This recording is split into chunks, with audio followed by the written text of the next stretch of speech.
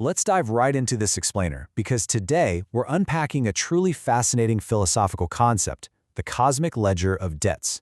We're going to explore a translated text written by Feng from the Lifechanyuan philosophy, zooming in on a piece specifically titled, The Affection Debt. We're basically going to look at how this philosophy categorizes the moral and spiritual obligations we create just by, interacting with the world around us. It's a highly structured, totally uncompromising view of human connections, and it's absolutely going to reframe how you think about your everyday actions. So think about this for a second. Have you ever done someone a favor they didn't actually ask for? Maybe you picked up an extra coffee for a coworker or just stepped in to finish a task for a friend before they even had the chance to request your help. We usually view that stuff as just being polite or kind, right? Well, as we're about to see in the source material, this everyday, seemingly super nice act might actually carry some massive, hidden cosmic consequences. Because what if being helpful is actually trapping that other person in a cosmic debt? Here is our roadmap for today's explainer. We'll be hitting 1. The 5 cosmic debts, 2. The ultimate stakes, 3. The affection debt, 4. The danger of unasked help, and 5. Clearing your balance. All right, let's jump straight into Section 1, the 5 cosmic debts, our spiritual liabilities. Imagine your soul has a literal balance sheet, and it's divided up into 5 very specific, completely equal categories of debt. According to the philosophy, these are the 5 exact ways you can go into the red: property, money, affection, nature, and life. So let's break down exactly what triggers an entry in each of these columns. Starting with the absolute most straightforward one, property debt. This is just borrowing something from someone else and not returning it, or maybe eating and taking something that belongs to another person without ever repaying it. If you take goods without giving them back, boom, you owe a property debt. It's a very direct, material transaction. And following that exact same logic, we have the money debt. This operates exactly how you'd expect. If you borrow money from others and fail to repay it, you incur a money debt. You're taking financial resources without reciprocating. Simple enough, right? But here is where the ledger expands outward quite dramatically, bringing us to the nature debt. This is defined as harming nature or harming others without making sufficient efforts and contributions in return. So this captures the broader environmental and societal consequences of our actions. We aren't just accountable to individuals anymore, but to the natural world itself. And then we reach the most severe category of them all, the life debt. The rule here is strictly an eye for an eye. If you kill any life, you have to pay with your own life. If you have killed a life and not paid for it, that life debt remains firmly stuck on your ledger. Moving on to Section 2, the ultimate stakes, unbalanced ledgers. Now, why does all this bookkeeping actually matter? Well, the source is incredibly uncompromising on this point. Unpaid debts equal inevitable reincarnation. Period. As long as any of these debts are not repaid, there is absolutely no hope of going to heaven. You're going to be pulled right back into the cycle. Only by repaying these debts do you secure absolute hope for heaven. Which brings us to Section 3, the affection debt and its intricate connections. Out of all 5 categories, Feng really focuses heavily on the affection debt because it is just so incredibly easy to incur without even realizing it.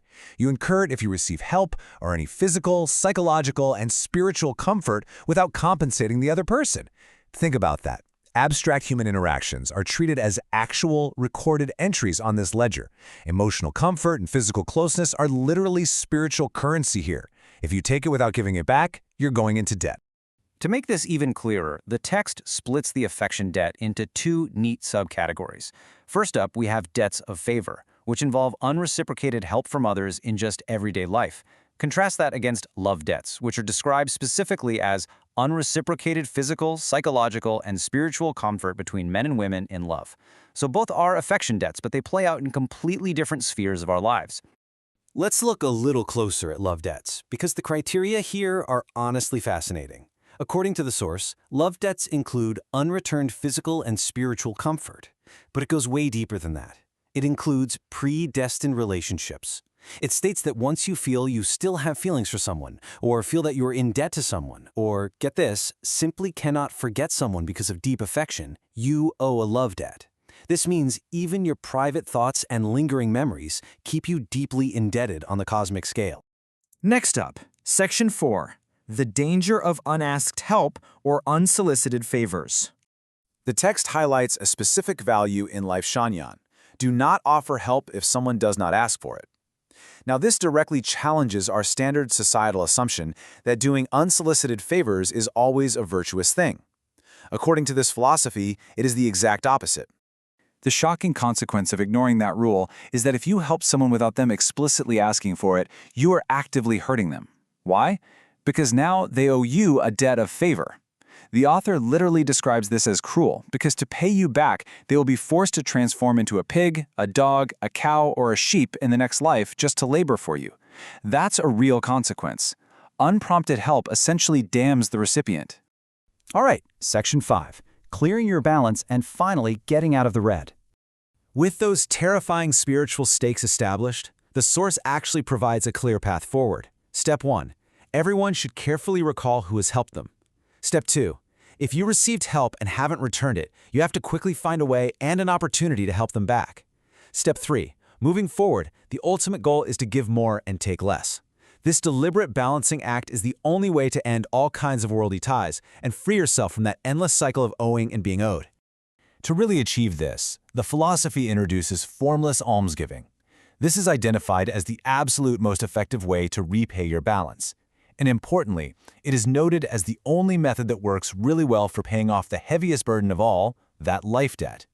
It is the ultimate spiritual cure needed to zero out the ledger and, as the author writes, go to heaven freely and unrestrainedly.